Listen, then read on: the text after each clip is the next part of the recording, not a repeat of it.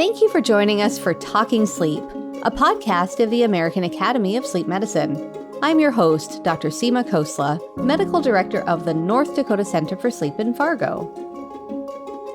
Today's episode is brought to you by Apria. I wanted to take a moment before we get into our conversation today. As some of you may already know, we recently lost a member of our original podcast team. Jennifer Gibson was instrumental in the development of the podcast. She was a medical writer for the AASM, but that does a really poor job of explaining her influence. She was instrumental in launching this podcast, which was created with minimal budget and very little oversight. Working on the podcast gave Mike Lissy, our very patient audio engineer, and me the chance to get to know her better and to see just how amazing she was. The three of us spent hours together over the last few years as we worked on this project. Jennifer had incredible instincts and kept us in line while also delivering witty observations and one-liners. Thank you, Jennifer. We miss you. We have long known about the bi-directional relationship between anxiety and insomnia. When I was a fellow, we were taught that treating the anxiety would also treat the insomnia, but since that time, more data has emerged on the importance of treating insomnia to help with anxiety. But what happens when you have anxiety about having insomnia? Today's guests have noticed a pattern of anxiety about insomnia that doesn't always respond to traditional CBT-I and behavioral intervention. Here today to explore this further are Dr. Leisha Cuddihy, Dr. Sara Nowakowski, and Dr. Michael Grandner. Dr. Cuddihy is a sleep psychologist and an assistant professor of psychiatry at the University of Rochester. Dr. Nowakowski is a licensed clinical psychologist, board-certified in behavioral sleep medicine, and treats patients with sleep disorders at Baylor Sleep Medicine Clinic. Dr. Grandner is director of the Sleep and Health Research Program and an associate professor of psychiatry, psychology, medicine, nutritional sciences, and clinical translational science at the University of Arizona. Welcome to you all. Thank you. Thank you. Thanks for having us. So, Leisha, tell me about this. Is this when people get anxious about having insomnia? Essentially, yes. However, it's a kind of unique set of circumstances that has been showing up more over the last several years. I think a lot of us would agree that most people with insomnia over time develop some level of frustration or anxiety around their inability to sleep.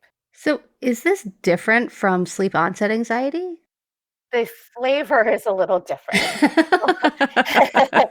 So the way that this set of cases kind of presented itself, I guess we see that sleep onset anxiety kind of develop over time in chronic insomnia a lot. Okay. What we're talking about today is like a pretty rapid onset of that anxiety from a relatively brief period of insomnia. Ah. So in several cases, somebody having a pretty severe episode of insomnia that may only last in that level of severity for a week or two, but for whatever reason, which we'll explore a little bit, like kind of freak out about it. Okay. I'm not sleeping. Things are going to be horrible. And then that not only perpetuates the insomnia, because even if there was a trigger, if that trigger is gone, now I'm freaked out about my sleep and that's getting in the way of sleeping, but also getting in the way of treatment adherence. So is this something kind of new? I mean, when did you first observe this? Probably not super new, but I started noticing it a few years ago, probably 2022 early.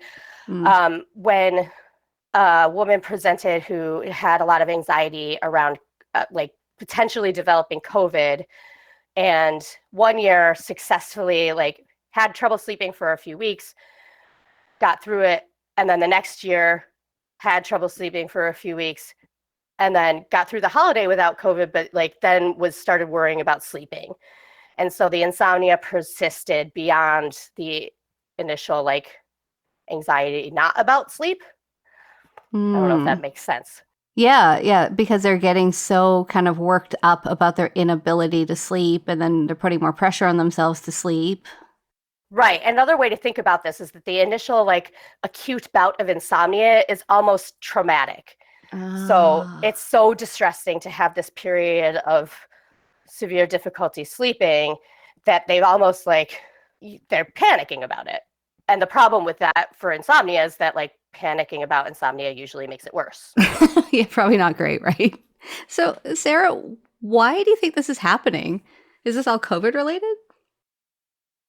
I think that has a lot to do with it. I've been seeing patients like this too more recently, and I think the different flare more recently in the past couple of years might be kind of that feeling of lack of control over everything, Mm. over our world. That I know a lot of patients have told me kind of about more severe health anxiety and just fear of, kind of this contamination of getting this thing, and everything out of their life seemed out of control. And so the one thing people think kind of falsely that they might have control of is their sleep. And when that becomes out of control, and they start trying to control it, it just makes the problem multiply and much worse. So let's talk about that a little bit more. Michael, you had brought up this sort of parallel with food. So can you go into that a little bit for us? Yeah, I think the context of this is that what we're seeing is a manifestation of something that the insomnia community works with all the time, where in the case of insomnia, something causes you to lose sleep. Whatever that is often irrelevant by the time they showed up to clinic, because the real problem is that that initial sleep problem blossoms into something that's a little more long-standing. And what drives that long-standing process is usually a conditioned arousal. It's whatever caused the insomnia to begin with, whatever caused that acute sleep loss isn't what's causing the chronic sleep loss. And what's causing the chronic sleep loss is often the sleep loss itself and the worrying about sleep and the effort being put in around sleep and all this stuff is what makes it take on a long-term issue. And what Leisha's talking about and Sarah talking about are this phenomenon, this version of this that's happening more recently, where people can't sleep for some reason and then just immediately go from 0 to 100 and panic that, oh my gosh, what if I never sleep? What if terrible things are going to happen? I need to get a handle on this now. And it creates the very anxiety and activation and arousal that ends up perpetuating their insomnia. So the food analogy that I like to use is where this is sort of like somebody who something happens where they lose their appetite and they sit down to eat and they're just like, I can't eat. I just can't eat. And when that happens, we don't immediately start thinking, oh my gosh, if I don't eat right now, I'm probably going to starve to death. If not today, maybe tomorrow. What if I never eat again? What if I'm never hungry? What if I get a nutritional deficiency and get cancer and die?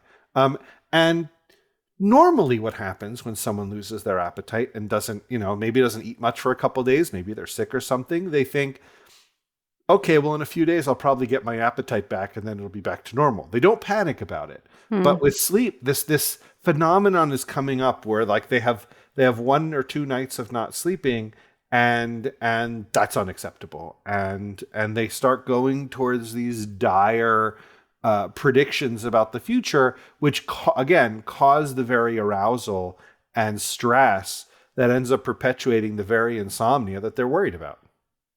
Ugh, it's a mess, isn't it? Yeah. So, so how do we address this? What can I just tack onto that like real quick? Yes.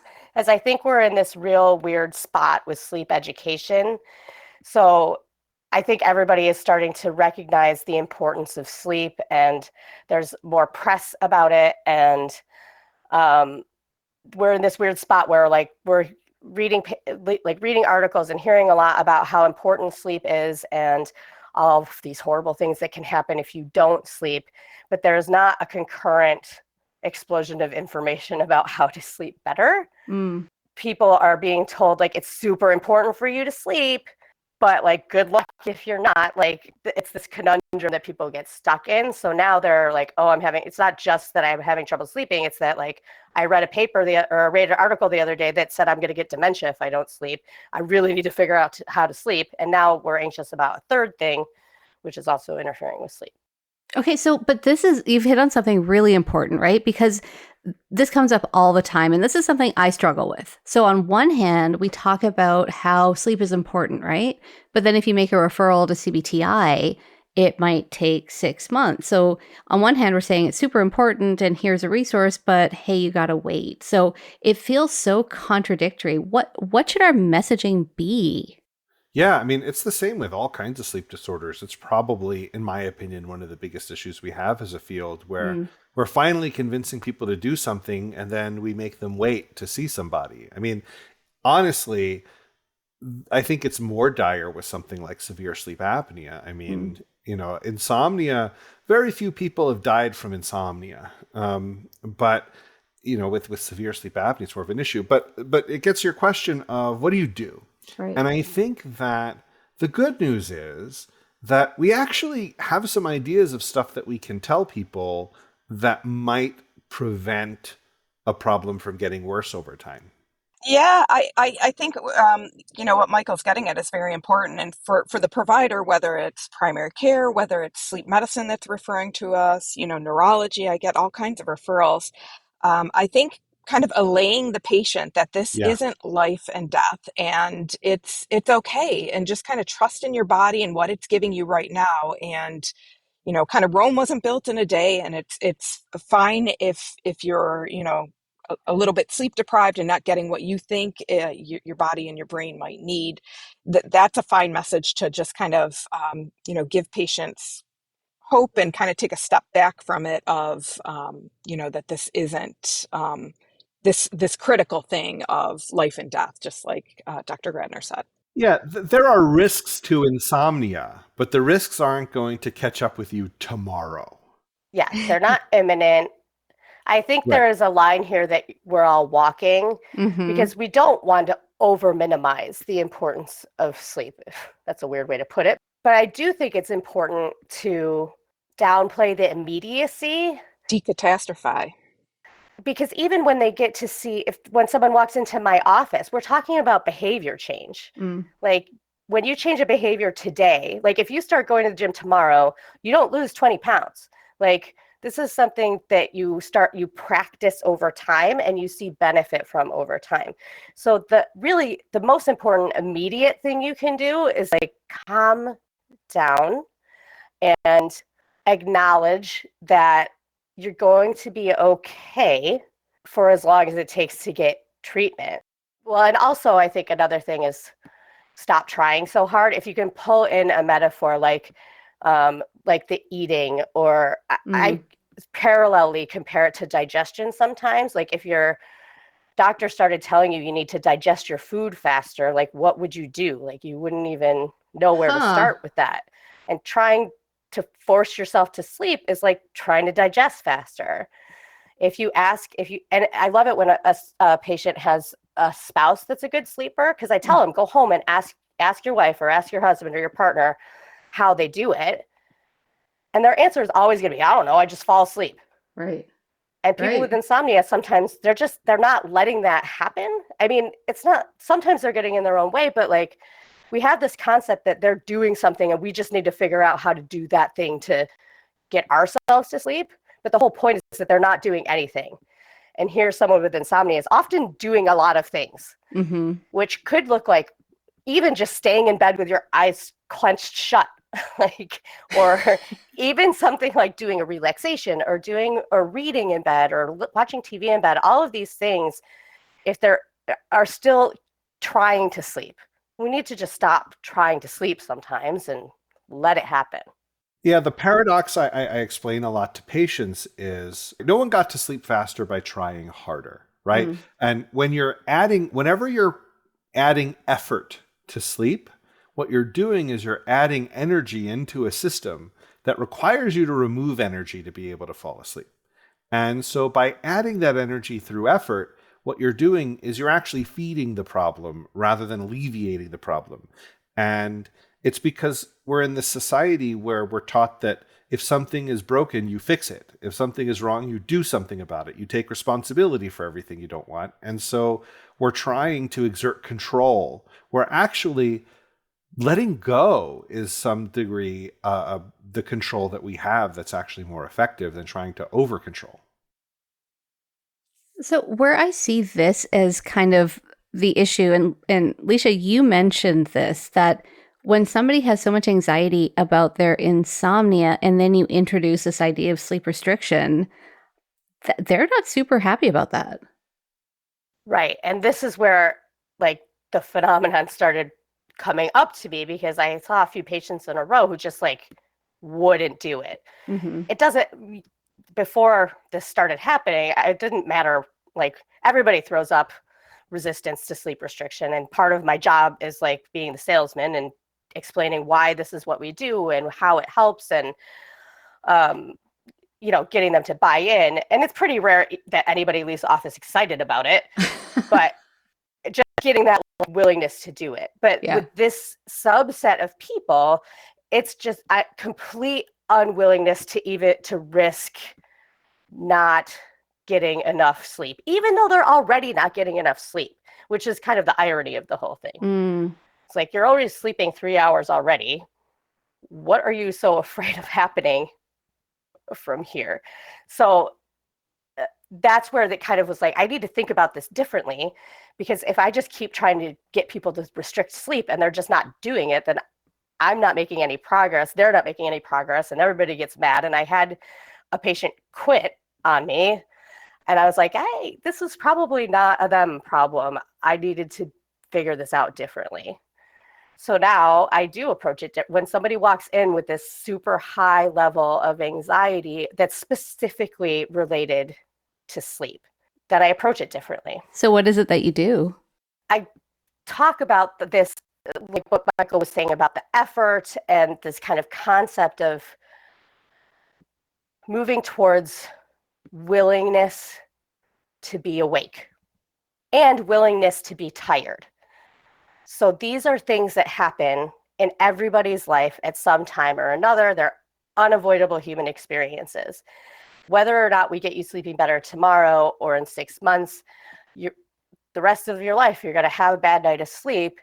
And the fact that you're unwilling to have it means you're going to be met with some level of like pain, I guess you could put it, because you're going to have it whether you want to or not. So you might as well work on just being okay with it.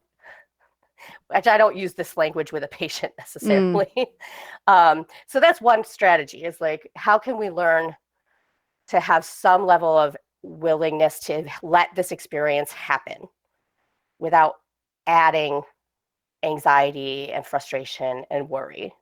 So you're kind of taking away the consequences of having this, that it's driving anxiety. So you're kind of diffusing that a little bit.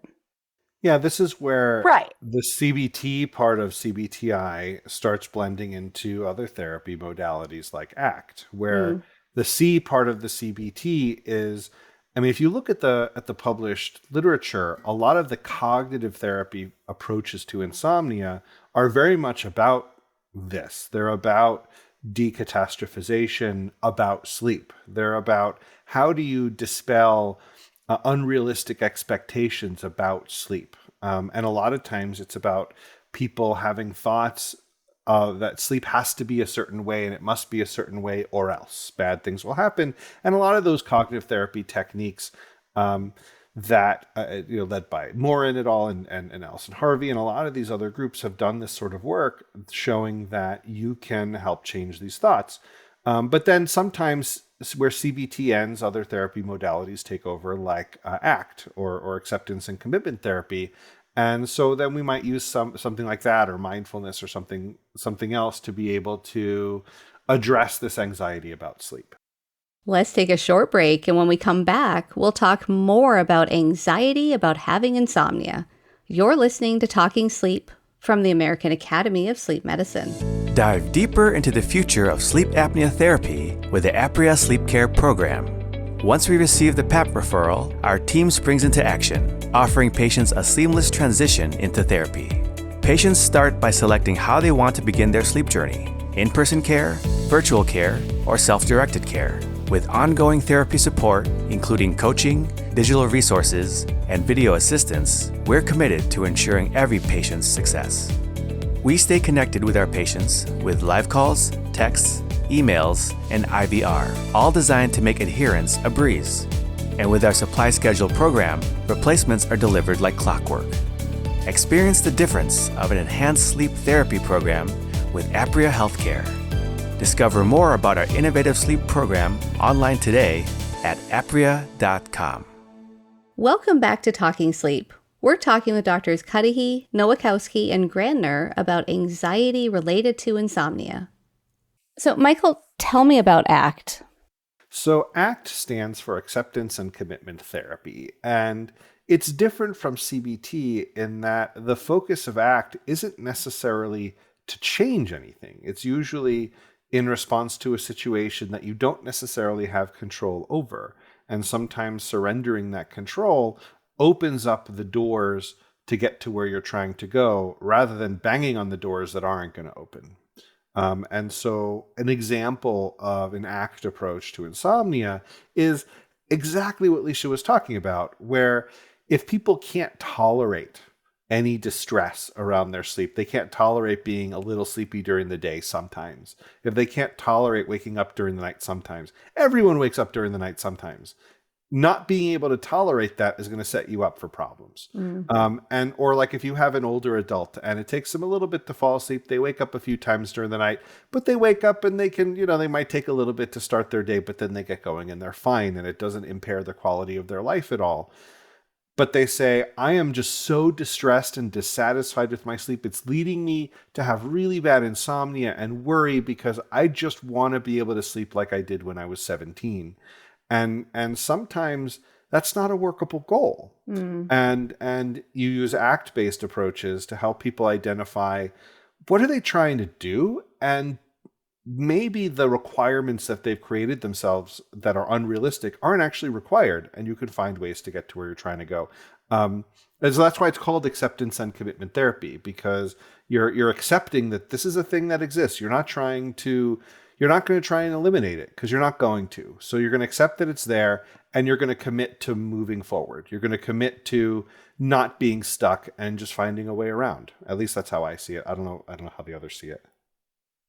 Yeah, I have a saying that I like to tell patients that you sleep to live, not live to sleep. And so your life and all your actions and all your behavior should not revolve around, this pattern of trying to make sleep happen. Really, that you should live life and your goals and your values despite sleep being a problem. And so life should be as fulfilling as it can be, despite living with an issue that may or may not go away, that we may or may not be able to help with. And so sometimes that's kind of also the idea behind ACT. So you're kind of setting expectations, realistic expectations around sleep in terms of, everybody gets up from time to time and that's pretty normal. But then how do you get them to kind of accept, walk me through what that might look like if I had a patient in clinic? Like, how do I accomplish this without diminishing and minimizing their symptoms? Yeah, so I think the easiest way to do this, for example, in the context of a medical visit, is it doesn't mean you have to be happy or pleased with the fact that you're tired or that you're not sleeping. I think the main outcome or driving force of ACT is that we can have these experiences and engage in all the things we want to do. So in Sarah's example, and I've heard an insomnia patient literally say, I feel like my entire day is revolved around what I can do to get myself sleeping better that night. Which, right, that's horrible. Yeah. Who wants to live a life like that? So the tack isn't so much like it's fine that you're sleeping poorly and we're not going to do anything about it. It's that maybe you can be tired and still go to the grocery store. Or maybe you can have a bad night and still have fun with your grandkids the next day. It's like replacing this concept of, I want to do this, but I'm so tired. It's changing buts for ands. Okay. That's another kind of catchphrase I like to use. It's like, I would do this, but I'm just so tired. People say that all the time, right? Like, what if you said, I want to do this and I'm tired? can you hold both of those things in the same space? Because fatigue and sleeplessness is tricky. Like our bodies are telling us our minds are telling us you're too tired to do this, but our bodies are usually fine. Like there's nothing physically preventing us from doing. I mean, short of sleepiness. Sleepiness is a different story. So like be very clear. If someone is drowsy, clearly you don't want them to do risky things. But with fatigue, a lot of times we can do a lot of things that we didn't think we could do. And when we get up and do them, we can do more than we thought we could. And anybody who's ever, I keep going back to the workout thing because I'm struggling with this myself, but anybody who's tried to exercising regularly, right? Like if you can get your foot in the door of the gym, you're more likely to stay for 45 minutes. But if you never get there, you don't do it. So it's not necessarily about committing to a ton of different activities. It's acknowledging that you can do stuff even though you might be thinking you're too tired to do it, thereby opening up your life back up so you're not just sitting around thinking about how tired you are and how you can get to sleep, that you're engaging in all the normal things you want to do. And then it takes the power away from the insomnia, and the insomnia becomes less intimidating because it's not as impactful on your day. So you're kind of talking about the specific goals then, the things that are important to patients. Like what is it that is really important to you that you're not able to do because you're fatigued? Right. And how can you do that even though you're fatigued? Yeah, I mean, that's a big part of it is helping people get a perspective on what are their goals? Who do they want to be? Where are they trying to get to? And maybe the direct path there, or at least the most familiar path to get from point A to B, is blocked. Well, maybe there are other paths. And that's a way that you can help people learn to tolerate with imperfections about sleep. But getting back a little bit to some of that anxiety. So one of the approaches is sort of de-emphasizing and deflating some of the impact of the anxiety by taking some of that power away. Another way to think about taking that power away is, again, seeing it from another perspective. A lot of times people are up at night and they're worried about their insomnia and they're worried about not being able to sleep and they're worrying about the consequences of not sleeping.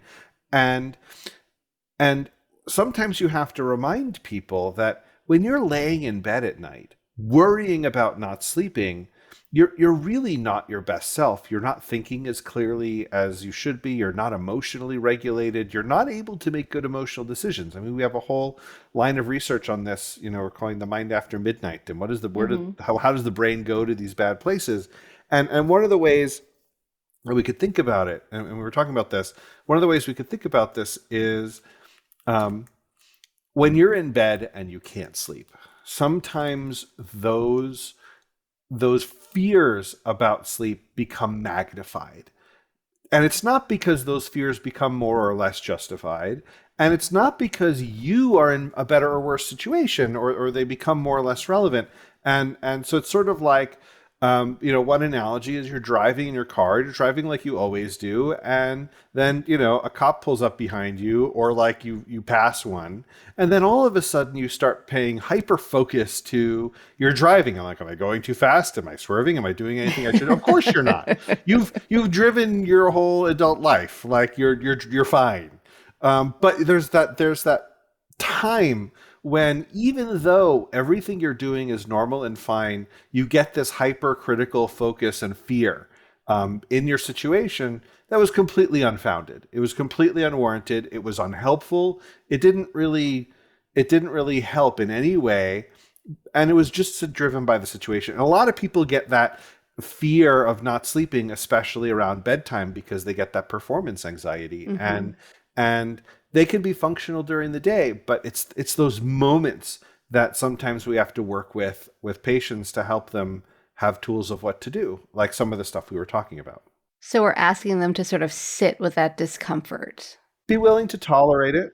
Yeah, and it can be all kinds of things. It can be, I've had patients like, they told me not to look at the clock, but I don't see the point of that. And I need to see what time it is. Or I just can't get up. I can't imagine that getting out of bed and getting upright isn't going to alert me more. And then I'm going to be more tired tomorrow. And so being okay, a lot of this is, are they willing to tolerate that distress, even with, because I mean, the crux of it is CBT-I is hard, right? And those Mm. first few weeks of behavioral change where kind of we're doing this sleep reset, that is a difficult thing. And so having somebody sit with kind of this distress about it and be more tolerant of it, more okay, and kind of check their thoughts a little bit about that. And I think that can be a helpful message to give to patients. To kind Yeah. of let them off the hook a little bit. They're putting too much pressure on themselves. Yeah, and Right, the right. trick is, how do you validate their Right. feelings without invalidating their feelings, while also telling them that they're being irrational, but not in an insulting way or in an unhelpful way, Right. right? And it's all of, and I think, I mean, I don't know what you guys think, but I think the trick is, like, if you're a clinician and you've got a patient in with you, I think the first thing you do is say, yeah, that sounds really stressful, and no wonder why you're really worried about that. And let's talk about, what it is you're really upset about. And one thing that and we've sort of hinted about it here, one of the ways through that conversation is, instead of focusing on that worry being wrong or whatever, you Mm-hmm. focus on, what are you afraid is going to happen? And then you look at the likelihood that, the likelihood that it's going to happen, but also B, are there other ways to get around some of those consequences? So we were talking about, are there other ways to be functional and do what you're trying to do? Are there ways to notice that, like, well, look, you haven't slept lots of nights in your life and you haven't died on any of those. And the way the risk accumulates in insomnia, it doesn't accumulate overnight. It takes time. And so some of it's sort of refocusing, and some of it is actually just helping people see that the thing that they're afraid of, it's a reasonable fear to have in those moments, especially when, you feel like the cop's behind you and you're hyper focused on it. But maybe, you have something else as an alternative you can tell yourself.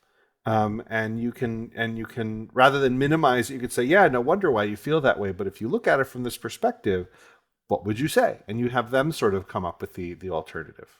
Mm.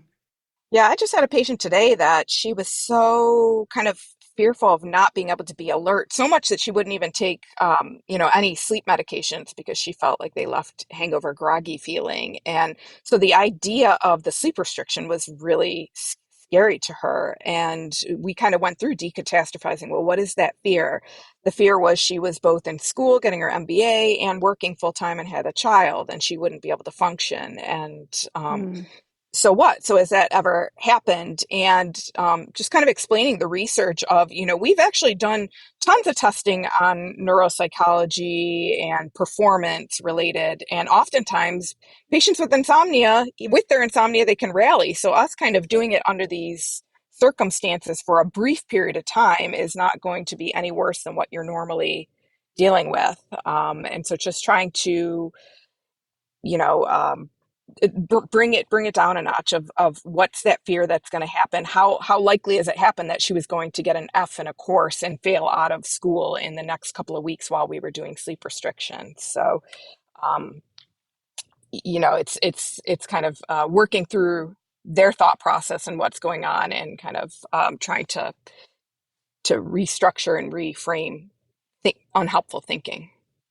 I was just going to say, I think Sarah hit on an important point there. Like, if they're starting CBT-I and we're talking about sleep restrictions specifically, which is very intimidating for a lot of people, it's important to say, yeah, I understand that this is what I'm asking you to do, and it seems like the craziest thing that anyone has ever told you because it makes no sense. And acknowledging that things might get a little worse at first, but it's always with this, but it will get better. It's worse in the service of better, not just we don't care or you're actually fine, you just don't know it. Like, the message isn't you're wrong about all of this stuff, it's that we're going to use this to make things better.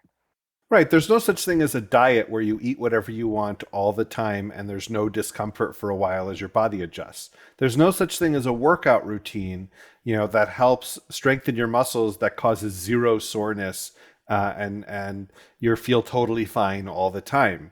Like, it doesn't. And I think sometimes when you explain things that way, it's all about helping people understand that there's a difference between discomfort that requires attention and fixing, and discomfort that mostly requires distraction and reorientation.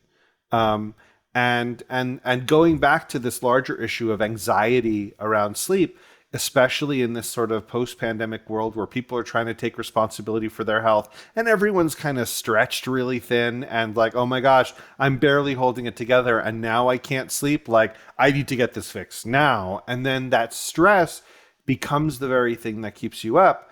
Sometimes it's just a matter of, again, just reorienting people about, are you adding energy into your system at night or are you taking energy out?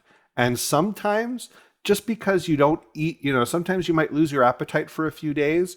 Stressing about it is going to cause more negative outcomes than just the not sleeping for a couple days. And the system will naturally self-correct itself if you let it.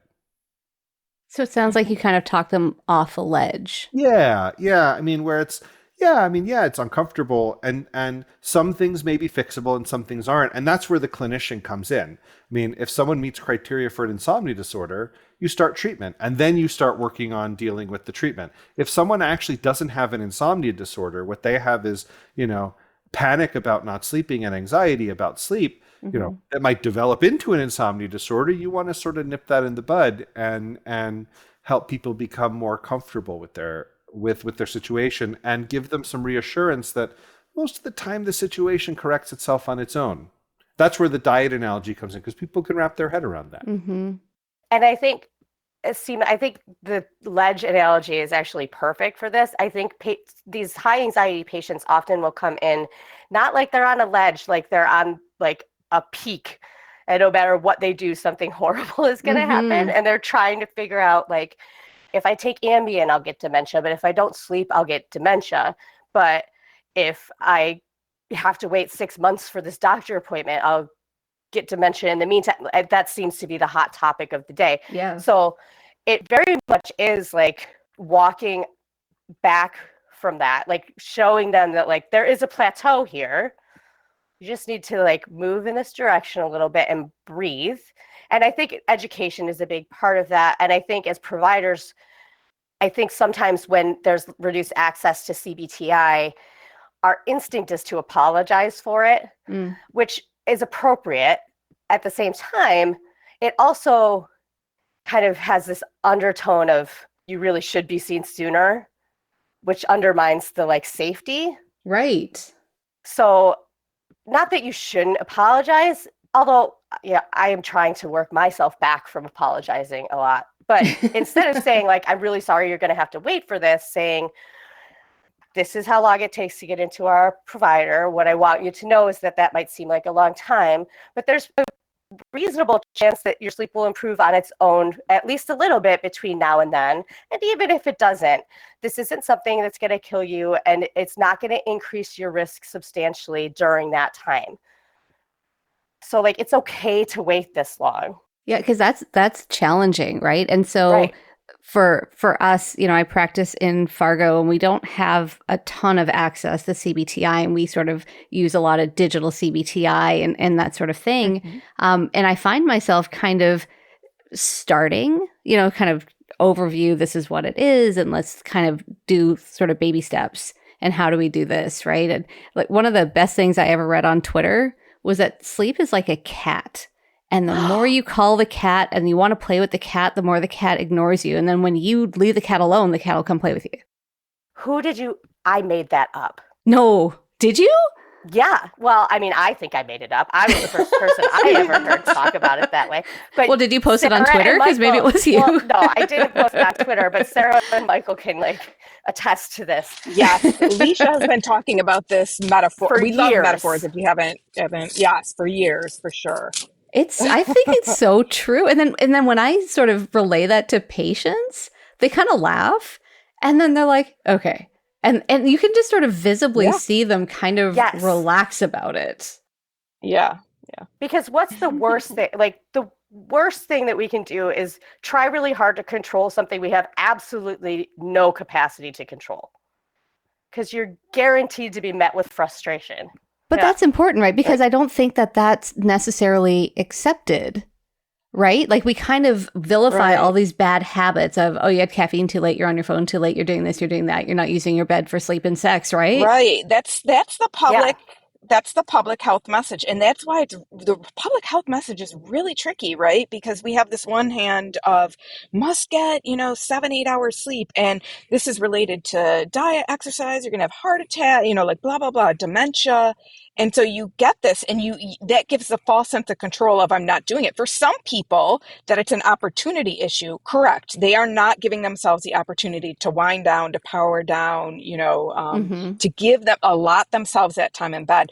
But for at least 10%, they have insomnia disorder, if not up to 50% that just have problems with sleep.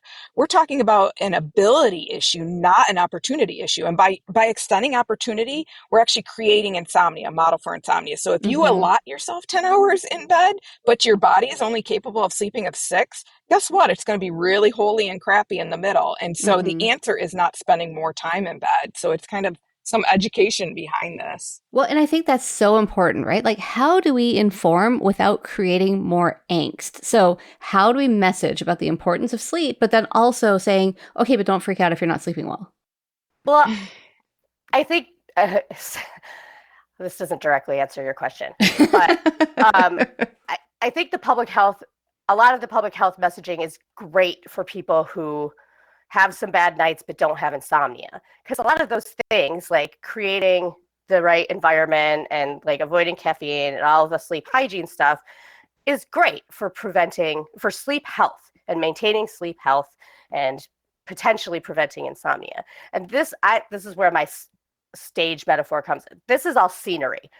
This is props. You're a stage director. You can set up, you can get everything perfect so that everything is set up correctly for the play to be fantastic, but the actors you have no control over. Like once the stage is set, your job is to sit in the audience, and maybe the actors won't even show up. And it's at that point that you have to, choose what to do, but you can't put on the play yourself.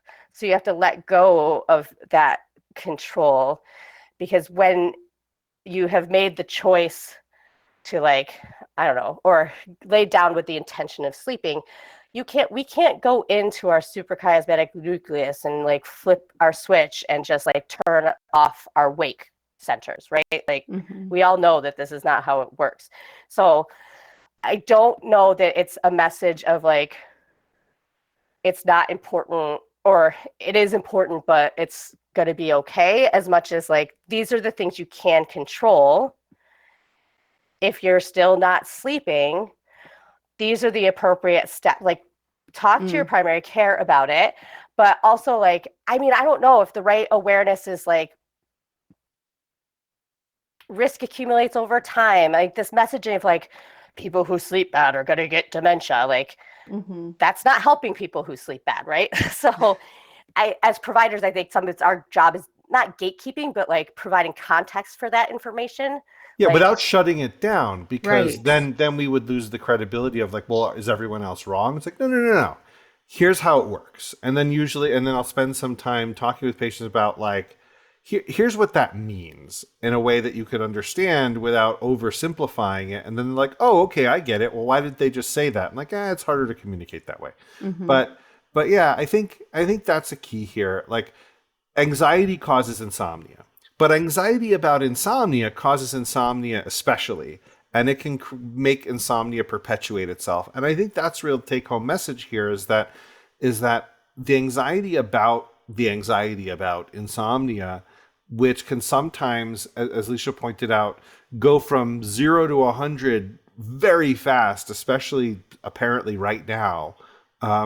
Maybe there are ways that we can be smart about dealing with this and helping people see things in context and take some of the air out of that anxiety so that it gives people what they need to have an alternative voice in their head besides the one just saying everything is terrible and this is out of your control and there's nothing to do. And I think some of the context for this in like the COVID era, like with increased health awareness more generally, is that when something isn't working, we become more aware of it more quickly and want to fix it more quickly. But sleep there's a million different reasons we could sleep poorly, or we could sleep poorly for no reason whatsoever. And in either of those circumstances, 9 times out of 10, like literally, because the insomnia proportion is about 10%, 9 times out of 10, it'll correct itself, but not necessarily the next night, not as soon as you get over the cold, not like as soon as you get settled into your job, or if there's a precipitating event, the absence of that event doesn't mean immediately better sleep. So we have to make space to let it happen by itself. And when I use the kind of framework of you've got enough to worry about. We don't really need to add sleep to that list. Oh, I love that. I would like you to each give me a main takeaway from this discussion. What should we take home with us? I think our main takeaway is just to kind of relax into all this, that to kind of any provider can assure patients that you're going to be okay, and you're not going to die tomorrow, you're not going to get dementia tomorrow, and we have things that can help you, that can we have strategies and techniques to help you with this. And so I think the underlying message is providers can provide that assurance to patients to kind of try to decatastrophize and take a step back from the problem, and know that they don't need instant cure, instant gratification. Okay, what about you, Michael? What's your take-home point? My take-home point is that as clinicians, we have to walk this line of validating the patient's concern, because the concern is real and it comes from an educated, well-intentioned place.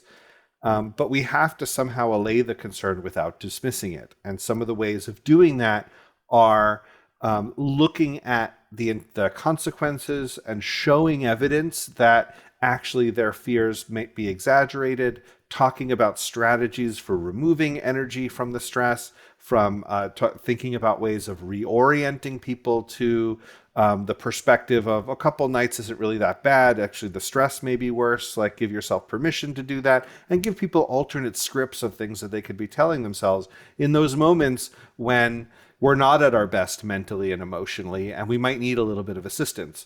So the trick is, how do you validate their feelings without dismissing them, while at the same time pointing out that it's actually as was said, sometimes the worst thing to fear is the fear itself. And in this case, it's the fear itself that is causing the problem. And that's where we maybe should focus, rather than what caused you to be asleep at night. It's actually the fear about not sleeping should really be the thing we're focusing on clinically. What about you, Leisha? What's your take-home point? I'm going to throw something a twist out there, I guess, because we've been talking a lot about like attitudes and anxiety, and it's great to kind of do as much as we can to alleviate those things, but it's also hard to just stop worrying about something. So it's important to do both of the things that Sara and Michael said.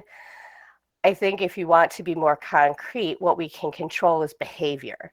So independent of whether you're worried about sleep or not, if you're not sleeping, you can do something else. If you're awake anyway, you might as well fill the time. It's like waiting for the cat. Like, if you're going to wait for the cat, you might as well read while you wait for the cat.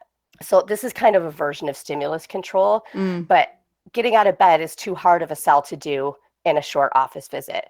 So it's not so much about getting out of bed, which we would do if we had a full hour to talk about why, but it's like, if you're just awake, maybe just read until you feel sleepy instead of laying there wishing you were asleep. And that's like a concrete intervention that you can provide that's a little bit easier to sell than like get out of bed and do something else. But it's the same principle of like, stop trying so hard. And I think sometimes people just need to hear that, right? That it is okay to, we're always told, go, go, go, work hard, do your best at everything. And that some things, don't work that way. Yeah. And I think the distinction there, it's like important you're not reading because that will make you sleepy. You're reading because you're awake anyway, Mm-hmm. and you might as well do that instead. Oh, that's interesting. You're not framing it as a way to make them sleepy. You're framing it as you might as well. Like, yeah. We just talked to them like you can't control it. You're just filling time. Okay. Well, thank you for joining us today and helping us have a framework for how to help our patients who have anxiety about their insomnia. Thanks for having us. It was great to chat. Thank you. Yeah, thank you. Thanks for listening to Talking Sleep, brought to you by the American Academy of Sleep Medicine. For more podcast episodes, please visit our website at aasm.org. You can also subscribe through your favorite podcast service. And if you enjoyed this episode, please take a moment to leave a rating or review. For more feedback or suggestions, email us at podcast@aasm.org. I hope you'll join us again for more Talking Sleep.